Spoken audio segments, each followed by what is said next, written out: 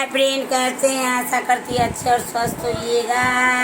हमारी पोती को तबीयत खराब हो गया है फ्रेंड। ये देखिए हमारी पोती, देखिए हमारी पोती के खांसी हो गया है। देखिए हमारी पोती कैसे देख रही है। हाय बोल दो, हाय बोल दो पोती, हाय बोल दा, हाय दादा। हमारी पोती को तबीयत खराब होने से फ्रेंड देखिए कैसे नहीं कर रही है। मन खराब हो गया इसका, खांसी ज़्यादा हो गया है। डॉक्टर को लेके गए हैं, दवाई खिलाए। हाँ बोलो बोलो, डॉक्टर कौन से लेके? अभी डॉक्टर कल चीज को लेके आया। अभी रात के कितना बज रहा होगा? 10 बजे। अभी डॉक्टर साहब बोला थे 10। ये देखो बेटी, बेटी देख ला है, बोल रहा है बोल खांसी हो गई। हाँ देखिए खांस रही है। देखिए हमारी पोती कैसे खांस रही है। बहुत ज़्यादा खांसी हो गई हमारी पोती को। लेकिन देखिए हमारी पोती कैसे है, बहुत तकलीफ में है। ये देखिए, ये देखिए, है ना। सभी फ्रेंड को गुड नाइट, बाय।